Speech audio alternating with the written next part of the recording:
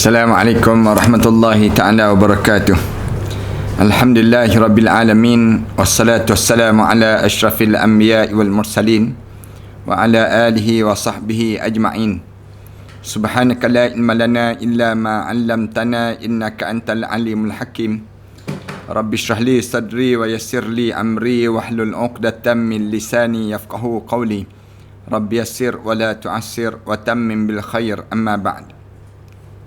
Para penonton dan sahabat-sahabat yang setia menunggu saat sebegini, pertamanya marilah sama-sama kita mengaturkan rasa syukur yang tak terhingga kita kepada Allah di atas nikmat peluang di mana Allah telah mengurniakan pada kita untuk kita berada dalam majlis ilmu sebegini lagi.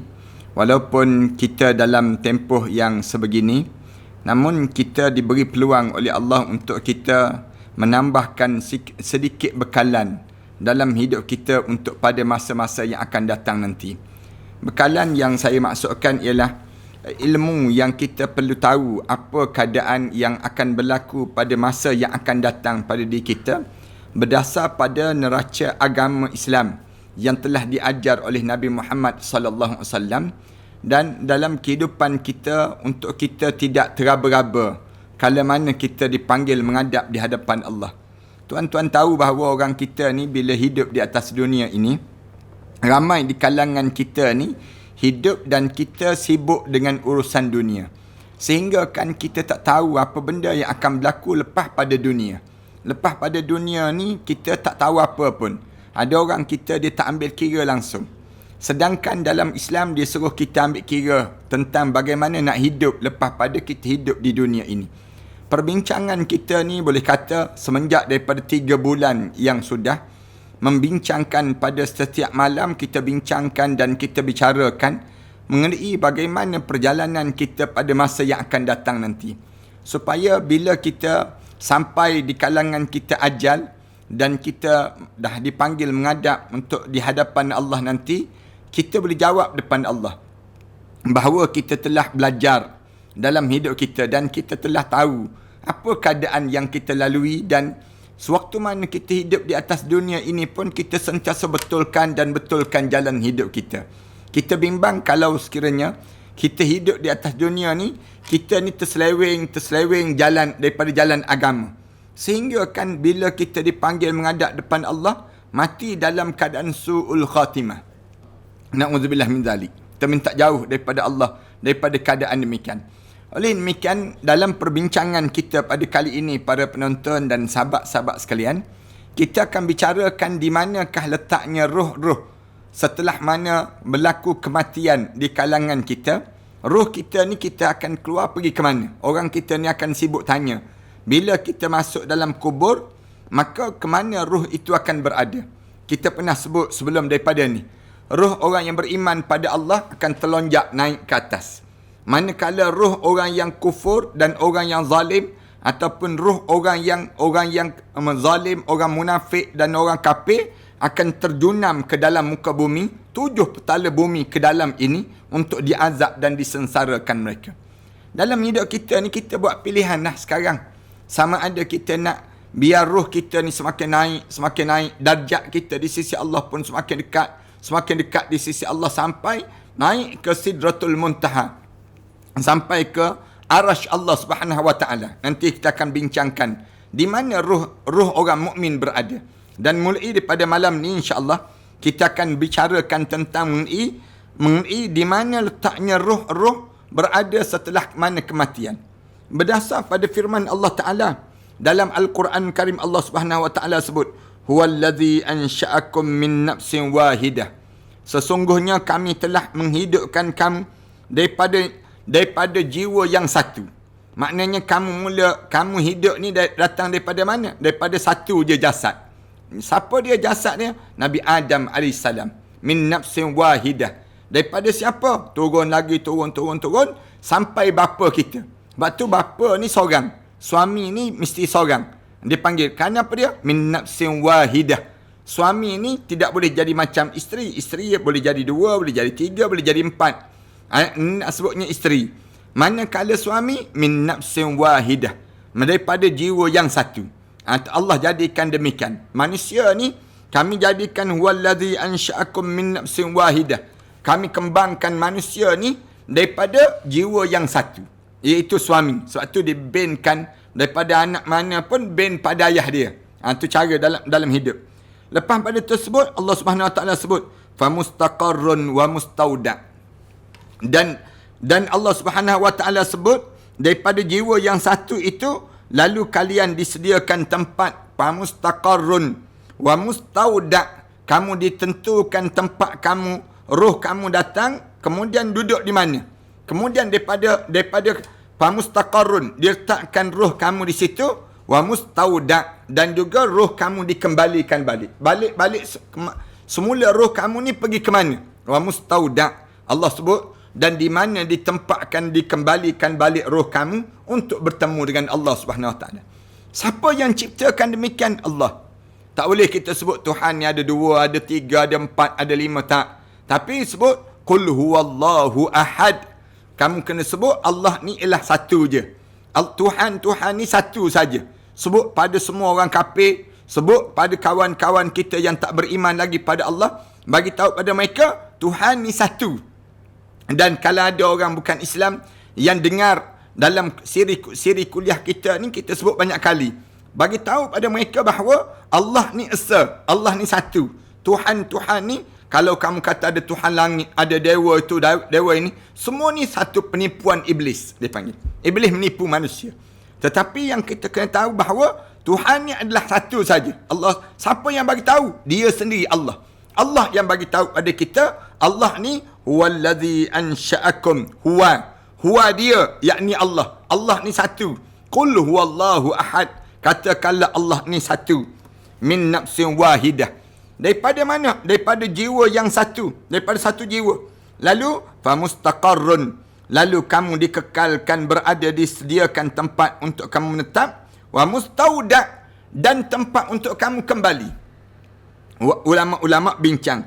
Tempat menetap itu adalah tulang sulbi. Katanya alim ulama. Famustaqarrun. Kat mana kamu menetap dalam hidup kamu di peringkat awal? Di dalam tulang sulbi. Wa mustauda, manakala tempat yang penyimpanan pula adalah kehidupan akhirat setelah mana kematian. Bila kita mati ni, roh ke mana? Lalu kita akan bincang satu-satulah. InsyaAllah daripada beberapa hadis-hadis. Yang pertama kita bincang roh orang yang mati syahid terlebih dahulu. Kerana kematian yang patut dicemburui di atas dunia ni, mati yang bagaimana? Yang patut dicemburui, mati syahid. Mati syahid setelah mana mati Nabi, mati para siddiqin, para syuhada, mati orang-orang mati syahid. Ni kena cemburu dengan orang dapat peluang mati syahid. Kerana tak adalah balasan orang mati syahid berjuang di jalan Allah, laisal jaza illal jannah. Tak ada balasan kecuali syurga Allah Subhanahu Wa Taala. Ya Allah sediakan bagi orang yang mati syahid.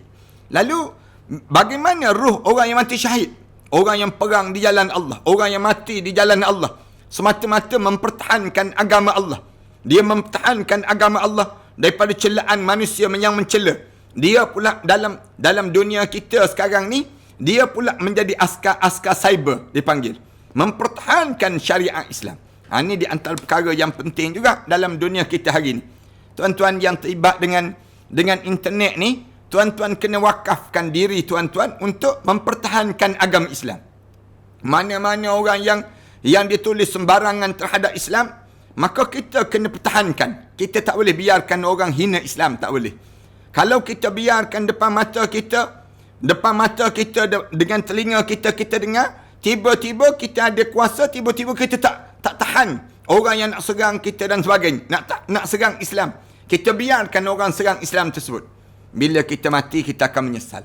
Bila kita mati, kita akan pasti kita akan menyesal pada diri kitanya. Islam diajar, kamu hidup kamu korbankan. Nafiduka ya Rasulullah. Kita sanggup korbankan nyawa kita, tenaga kita, harta benda kita untuk Islam, untuk Rasulullah sallallahu alaihi wasallam. Dalam hidup kita demikian. Rasulullah sallallahu alaihi wasallam diajar dalam surah Al-An'am ayat yang ke-98 ni, famustaqarrun, di mana tempat yang beradanya roh-roh berkumpul di sulbi itu. Kemudian hidup pula di atas dunia. Bila kita hidup di atas dunia, kita pula Bagaimana kita hidup di atas dunia ni? Berjuang di jalan Allah. Mempertahankan agama Allah. Satu ketika, kita ditembak mati. Satu ketika, kita dibom. Satu ketika, kita dipancung tengkuk kita. Kitanya menghadap depan Allah. Lalu, bila kita menghadap depan Allah, kita dipanggil para syuhada, insya-Allah. Mudah-mudahan Allah kurniakan kita nikmat yang orang mati syahid. Nikmat orang mati syahid ni, tak terkiralah besarnya nikmat. Pahala yang besar. Bernilai, lebih daripada emas dan perak yang jutaan harga yang ada atas dunia. Bila dapat peluang mati syahid. Itu diajar dalam Islamnya. Mati syahid ni di antara perkara yang mulia di sisi Allah Subhanahu Wa Taala. Lalu Islam suruh asy-syahidu amanina. Mati syahid ni menjadi cita-cita di kalangan setiap orang yang beriman pada Allah Subhanahu Wa Taala. Daripada Ibnu Mas'ud diriwayatkan bahawa Rasulullah sallallahu alaihi wasallam bersabda, Rasulullah sallallahu alaihi wasallam cerita, ruh-ruh para syuhada itu berada di sisi Allah. Mana-mana orang yang mati syahid, roh dia berada kat mana? Berada di sisi Allah. Itu kena ingat. Kelebihan orang yang berjuang di jalan Allah. Macam kita ni lah. Kita ni biar orang yang hidup menjadi pejuang-pejuang agama. Jangan kita jadi pejuang-pejuang kepada RBA musuh untuk menghancurkan Islam. Jangan kita pula jadi demikian. Jangan share bahan-bahan orang yang nak menyebabkan kerosakan pada orang Islam yang lain. Kita kena share bahan-bahan yang mengukuhkan kekuatan jiwa sesama Islam. Itu barulah dianggap orang mukmin dalam hidup kita ni.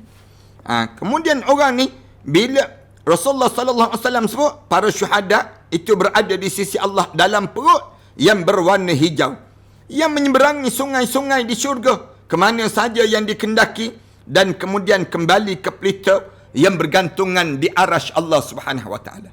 Allahu Akbar. Ni kelebihan lah orang yang mati syahid. Mana-mana orang mati syahid, roh dia dalam perut burung yang warna hijau yang menyeberangi sungai-sungai dalam syurga. Sungai-sungai yang luas dalam syurga. Kemudian sungai tersebut dibawa roh tersebut melayang-layang ni yang dikendaki dan kemudian kembali balik ke pelita yang bergantungan di arasy Allah. Allahu Akbar. Ini kelebihan orang yang mati syahid lah. Kemudian disebut lagi. Orang yang mati, kelebihan orang mati syahid ni, bagaimana besarnya, disebut laginya tentang mengenai roh orang mati syahid. Umar Kabsyah Ibn Marur menuturkan, Nabi SAW pernah masuk menemui kami. Diceritakan, Rasulullah SAW masuk berjumpa dengan sahabat. Lalu kami bertanya mengenai arwah-arwah, roh-roh. Beliau menyebut kriterianya. Tetapi beliau memanggil Abdul Raif seraya berkata, sesungguhnya arwah orang-orang yang beriman itu, Rasulullah sallallahu alaihi wasallam. Kemudian Rasulullah sallallahu alaihi wasallam ditanya tentang mengenai arwah-arwah, roh-roh. Beliau menyebut kriteria dia. Tetapi beliau menangis. Bila menangisi Ahlul Bait seraya berkata, sesungguhnya roh-roh orang yang beriman itu berada dalam perut burung yang berwarna hijau. Itu senang cerita. Maknanya ada yang sebut bukan orang syahid je, bahkan orang yang beriman, dia meninggal dunia, roh dia berada dalam burung yang berwarna hijau yang dipelihara dalam syurga. Roh tersebut berlega dalam syurga. Berlega dalam syurga. Kemudian memakan buah-buahan dalam syurga Allah. Allahu Akbar. Roh orang yang beriman pada Allah makan buah-buah dalam syurga Allah, meminum air syurga, serta kembali ke pelita yang terbuat daripada emas yang berada di bawah arasy Allah SWT. Macam lebah lah. Lebah ni, dia cari benda-benda yang baik, terbang je. Kemudian lepas masuk, dia balik ke sarang dia. Lebah kan? Jadi demikian. Kemudian mereka berucap, ya Tuhan kami, pertemukanlah kami dengan saudara-saudara kami, dan berikanlah apa yang telah kami janjikan kepada kami. Allahu Akbar. Roh-roh ni, dia sebut kepada Allah SWT, ya Allah, kamu bagilah pada kami, temukanlah kami dengan saudara-saudara kami yang meninggal dunia ni, kami nak berjumpa semua. Di kalangan mereka tu berdoa kepada Allah. Kemudian, dan berikanlah apa yang telah kamu janjikan kepada kami. Yang kamu janjikan pada kami. Sedangkan arwah orang kafir berada dalam perut burung yang berwarna hitam, makan dan minum api serta kembali ke batu yang ada dalam neraka. Mereka berucap, ya Tuhan kami, janganlah kamu mempertemukan kami dengan saudara-saudara kami, dan jangan kamu pula didatangkan apa yang telah kamu janjikan kepada kami, iaitu kerosakan-kerosakan yang mereka buat itu. Mereka harap supaya mereka tidak didedahkan di padang mahsyar Allah Subhanahu wa taala. Bagi orang kafir lah yang dipanggil demikian. Tetapi kita nak sebutnya tentang mengenai roh orang yang beriman, dalam roh orang mati syahid, tempat dia dalam mana? Dalam burung yang berwarna hijau yang Allah jadikan di akhirat Allah Subhanahu wa taala. Sementara daripada Ibn Abbas disebut bahawa Nabi SAW pernah bersabda, Rasulullah pernah sebut, ketika sahabat-sahabat kalian terbunuh pada perang Uhud, kalian terbunuh dalam perang Uhud, Allah menempatkan arwah mereka di dalam perut burung-burung warna hijau. Perut-perut yang burung warna hijau yang menyeberangi sungai-sungai dalam syurga. Ni kalau ditanya, berada kat mana roh-roh mereka ini? Berada dalam sungai yang dalam sungai tersebut, berada di dalam sungai yang menyeberangi sungai-sungai dalam syurga, memakan buah-buahan syurga, dan akan kembali ke pelita yang terbuat daripada emas yang bergantungan di bawah naungan arasy Allah Subhanahu wa taala. Roh orang yang beriman pada Allah ni, Rasulullah sallallahu alaihi wasallam cerita, bila mereka gugur syahid di perang Uhud itu, roh-roh mereka ni dalam perut burung warna hijau. Roh-roh mereka sebut dalam perut sebesar mana burung tersebut, wallahu alam, tak diceritakan. Kemudian burung warna hijau tu tiap-tiap masa menyeberangi sungai-sungai di dalam syurga. Seberang sungai, jauh nak seberang sungai tu makan masa. Sungai yang luas, yang cantik, yang indah. Kemudian sampai menyeberangi sungai itu, memakan buah-buah dalam syurga. Orang yang roh mereka di kalangan orang mukmin, dia makan buah-buah dalam syurga Allah Subhanahu wa taala, dan kembali ke pelita yang terbuat daripada emas yang bergantung di bawah naungan arasy Allah Subhanahu wa taala.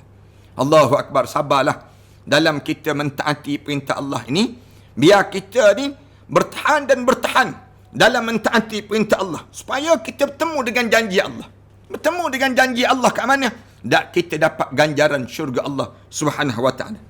Sedangkan Sa'id Ibn Mansur menuturkan riwayat daripada Ibn Abbas, dia mengatakan arwah para syuhada itu berjalan dalam perut burung yang berwarna hijau yang hinggap di buah pohon dalam syurga Allah Subhanahu wa taala. Tu cerita. Salah kiranya burung ni dalam keadaan yang dia boleh berjalan, roh ni boleh berjalan dalam perut burung yang hinggap di dahan-dahan dalam syurga Allah, pokok-pokok dalam syurga Allah. Dia tengok keadaan yang berlaku ni sendiri. Kalau dunia ni, kalau kita tengok kapal terbang lah, kapal terbang dia pergi ke satu tempat, burung dalam syurga tu ibarat kapal terbang lah. Dihinggap di mana-mana dahan-dahan dalam syurga Allah Subhanahu wa taala, dan dia tengok suasana syurga Allah.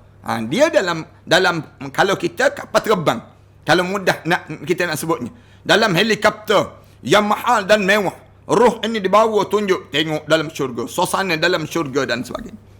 Sementara daripada Abi Sa'id Al-Khudri radhiyallahu anhu dituturkan bahawa Rasulullah sallallahu alaihi wasallam bersabda, Rasulullah sebut para syuhada itu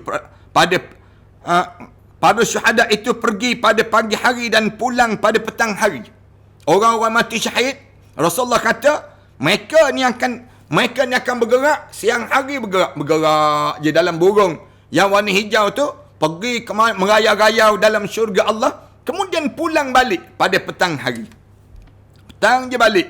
Kemudian kembali ke tempat persemayaman mereka di dalam pelita yang bergantung di arasy Allah Subhanahu wa taala. Ni terjawab ni, malam ni terjawab berapa pertanyaan di kalangan kita. Habis roh arwah ayah kita tu ke mana? Dalam syurga, berterbangan dalam burung. Berbeza-beza orang, berbeza-beza yang mereka dapat. Dan nanti kita akan terangkan sikit pada kita ni gambaran bagaimana berbezanya keadaan seorang. Bila seorang tersebut soleh, maka lagi naik kedudukan dia. Apakah kalian mengetahui satu karamah yang paling utama, yang dengan itu aku memuliakan kamu?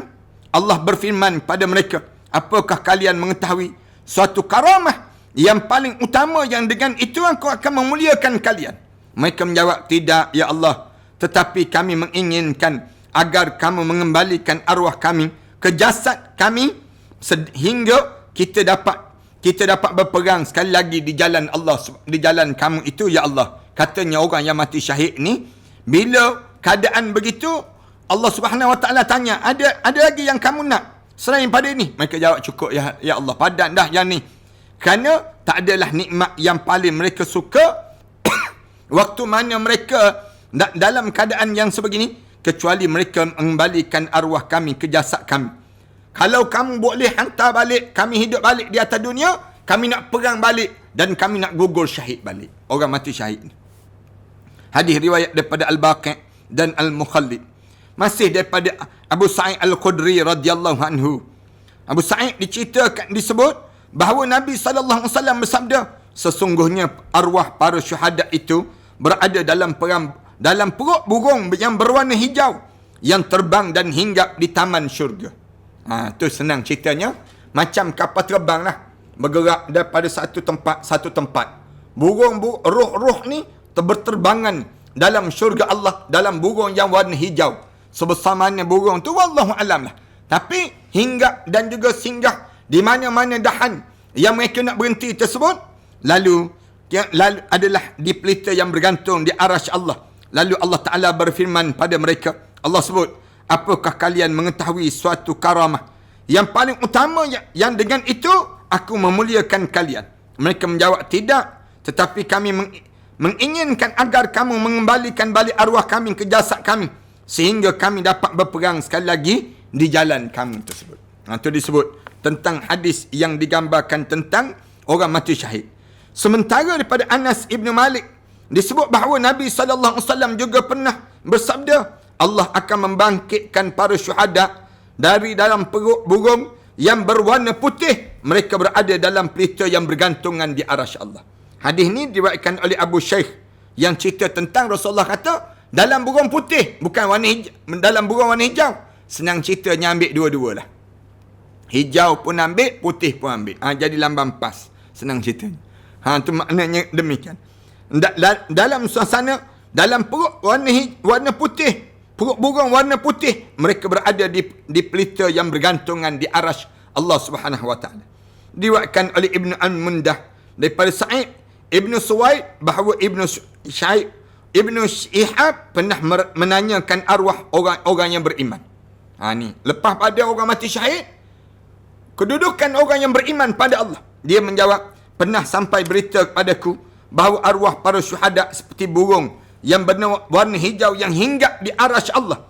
Pagi dan pulang petang ke taman-taman syurga. Mereka mendatangi Allah Ta'ala setiap hari. Mereka mengucap salam kepada Allah Subhanahu Wa Ta'ala tadi. Allahu Akbar. Ni kelebihan orang mati syahid lah. Orang mati syahid ni Allah jadikan kemuliaan demikian. Diriwayatkan pula oleh Ibn Abi Hatim daripada Ibn Mas'ud bahawa dia mengatakan, sesungguhnya arwah para syuhada berada dalam perut burung berwarna hijau dalam pelita yang berada di bawah arasy Allah. Arwah-arwah itu berjalan di syurga sekehendak hati mereka, lalu kembali ke pelita lagi. Sementara arwah anak-anak orang yang beriman juga berada dalam perut burung yang warna hijau yang terbang dan hinggap di syurga sekehendak hati mereka. Mereka lakukan demikian. Suasana alam yang lain dah. Masuk dalam kubur, hidup di alam yang lain. Semua alam nikmat. Allah jadikan nikmat. Nikmat apa dia? Nikmat merayau je dalam syurga. Sekarang ni, kita ni jangan sedih lah tengok orang lain merayau, kejap-kejap shopping, kejap-kejap window shopping, macam-macam. Sikit lagi door shopping pula dia panggil. Door shopping. Dan di kalangan kita pun rasa, Allah, aku tak dapat nikmat yang demikian. Tapi, sebenarnya, orang yang dia sabar, dia berjuang di jalan Allah, dapat nikmat yang jauh lebih indah lagi daripada nikmat indahnya di dunia ini. Kadang-kadang orang shopping kan, berkereta-kereta, berbekas-bekas, yang bawa barang-barang shopping itu kiri dan kanan. Beria dia bawa barang-barang tersebut. Tapi benda apa yang dapat di dunia. Tapi bila kita ni orang yang hidup, jaga Islam, pertahankan Islam, sampai kita gugur syahid, membawa Islam ni sampai gugur syahid kita, bangun di akhirat nanti, dalam kubur je, roh kita ni diterbangkan dalam burung yang warna putih ataupun warna hijau, dalam keadaan yang bersama dengan anak-anak kecil, anak-anak arwah-arwah yang meninggal dunia yang kecil-kecil ni, sentiasa pagi dan petang pada hari ke taman-taman dalam syurga, bergerak dalam taman-taman ke syurga ini yang tak berhenti-berhenti. Allahu Akbar. Tuan-tuan, Allah janji untuk seorang. Janji untuk seorang. Syurga ni sebelah mana? Untuk seorang ni. Seorang je. Syurga ni sebelah mana? Aku sediakan apa dia Allah Subhanahu Wa Taala sebut, wasari'u ila maghfiratin min rabbikum wa jannatin arduhas samawati wal ard. Sebuah syurga ni di antara langit dan juga bumi. Untuk seorang baru, seorang baru. Taman-taman dalam tersebut, taman-taman yang ada sepohon pokok yang dalam syurga Allah tu, kalau kita nak lintas, nak berjalan, nak lintas teduhan pokok tu sendiri, teduhan pokok tu selama 70 tahun belum habis lagi. Allahu Akbar. Besarnya nilai pokok-pokok dalam syurga Allah. Pokok tu datang daripada mana? Daripada zikir kita lah. Bila kita berzikir, subhanallah, walhamdulillah, wala ilaha illallah, wallahu akbar, sekali sepohon pokok yang Allah tanam dalam syurga, tertulis nama kita. Tertulis nama Ahmad Dusuki bin Abdurrani. Pokok tu akan panggil kita untuk kita masuk dalam syurga. Malah bahkan kita belajar sebelum daripada ni, bilik-bilik dalam syurga tu bergentayangan. Di atas tu, di awan-awan tu, kalau kita dongak tengok awan yang berada belakang saya ni, tuan-tuan tengok awan yang berada belakang saya, kita tengok tinggi, kita tengok bilik-bilik dalam syurga tu, Allah jadikan di antara awan dengan awan tu ada bilik. Kita boleh berjalan di antara bilik. Orang kat luar boleh nampak kat dalam nampak kat luar, dalam keadaan indah yang amat sangat dalam syurga Allah Subhanahu Wa Taala. Allahu Akbar. Nak cerita pun tak gunalah, dia panggil. Anak-anak muda kita ni, kalau kalian rasa bangga dengan pakaian orang-orang barat, kalian bangga dengan pakaian-pakaian yang orang yang entah daripada mana, tapi kalian tak bangga dengan pakaian Rasulullah. Agak-agak kalian boleh bertemu dengan Rasulullah. Rasulullah bangga tak dengan kalian? Pada diri kita ni, kita kena faham pada diri kita ni. Biar kita ni, bila kita hidup berjuang jalan Allah, bila kita hidup berjuang di jalan Allah, suatu hari kita dibunuh kerana mempertahankan agama Allah dalam hidup kita, lalu kita dianggap mati syahid di jalan Allah Subhanahu Wa Taala. Sementara daripada Anas Ibn Malik disebut bahawa Nabi SAW juga pernah bersabda, Allah akan membangkitkan para syuhada daripada perut burung yang berwarna putih. Mereka berada di pelita yang bergantungan di arasy Allah Subhanahu Wa Taala. Sama, lebih kurang samalah. Rasulullah cerita bahawa Allah akan bangkitkan para syuhada dari dalam perut burung yang berwarna putih. Rasulullah sebut demikian. Mereka akan berada di pelita yang bergantungan di arasy Allah Subhanahu Wa Taala. Diriwayatkan oleh Ibnu Al-Mundah daripada Sa'id Ibnu Suwaid bahawa Ibnu Syihab pernah menanya arwah orang yang beriman. Dijawabnya, pernah sampai berita padaku bahawa arwah para syuhada seperti burung yang berwarna hijau yang hinggap di arasy pagi-pagi dan juga pulang pada petang hari ke taman-taman syurga. Mereka mendatangi Allah Ta'ala setiap hari sambil mengucapkan salam kepada Allah Subhanahu Wa Ta'ala. Diriwayatkan pula oleh Ibnu Abi Hatim daripada Ibnu Mas'ud bahawa ia mengatakan, sesungguhnya arwah para syuhada berada dalam perut burung yang berwarna hijau dalam pelita yang berada di bawah arasy Allah. Arwah-arwah itu berjalan, roh-roh itu berjalan-jalan di syurga sekendak hati mereka tersebut, lalu kembali ke pelita lagi. Sementara arwah anak-anak orang yang beriman juga berada dalam perut burung yang terbang dan hinggap di syurga sekendak hati mereka tersebut.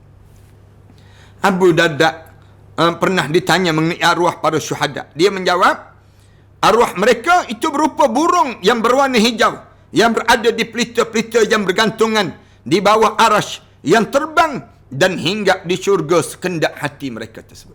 Mudah-mudahan kita dapat nikmat ini. Kemudian yang kedua, mereka berada di mana, insya-Allah kita sambung pada malam yang akan datang nanti. Mudah-mudahan Allah panjangkan lagi umur kita dan Allah masukkan kita di kalangan hamba Allah yang saleh. Auzubillahi minasyaitanirrajim. Bismillahirrahmanirrahim. Alhamdulillahirabbil alamin wassalatu wassalamu ala asyrafil anbiya'i wal mursalin wa ala alihi wa sahbihi ajma'in. Rabbana iftah bainana wa baina qaumina bil haqq wa anta khairul fatihin. Rabbana zalamna anfusana wa illam taghfir lana wa tarhamna lanakunanna minal khasirin. Rabbana wa tub alaina ya Allah, innaka antat tawwabur rahim. Ya Allah, ya Tuhan kami, kamu jadikanlah roh-roh arwah ayah kami, roh-roh anak-anak kami, roh-roh sahabat-sahabat kami dan mereka yang bersama dengan kami di dunia ini, ya Allah, sebelum daripada ini, di tempat illiyin, ya Allah. Kamu jadikanlah mereka di saat ini, ya Allah, di kalangan hamba-hamba kamu yang disayangi dan dikasihi oleh kamu, ya Allah. Kau lapangkanlah kubur mereka, ya Allah. Jadikan kubur mereka di antara taman-taman syurga, ya Allah. Ya Allah, ya Tuhan kami pohon pada kamu, ya Allah, terhadap apa yang pernah dipohon oleh Nabi kami Muhammad sallallahu alaihi wasallam. Jauhkanlah kami, ya Allah, daripada apa yang minta dijauhi oleh Nabi kami Muhammad sallallahu alaihi wasallam. Rahmatilah perjalanan hidup kami ini, ya Allah. Kamu jauhkanlah kami, ya Allah, daripada mereka-mereka yang seringkali menikam kami di sebelah belakang, ya Allah. Kami pohon pada kamu, ya Allah, untuk kamu elakkan kami, ya Allah. Kamu sisihkan kami, ya Allah, daripada mereka-mereka yang seringkali mengambil kesempatan di atas kelemahan diri kami, ya Allah. Ya Allah, ya Tuhan kami, kamu satukanlah hati-hati sesama kami ini, ya Allah. Jauhkanlah perpecahan yang tak berkesudahan di negara kami ini, ya Allah. Sembuhkanlah penyakit yang kami sedang deritai ini, ya Allah. Panjangkanlah umur kami dalam keredaan kamu, ya Allah. Rabbana alaika tawakkalna wa ilaika anabna wa ilaikal masir. Rabbana atina fid dunya hasanah wa fil akhirati hasanah wa qina adzaban nar. Sallallahu ala Muhammad wa ala alihi wa sahbihi wasallam. Walhamdulillahi rabbil alamin.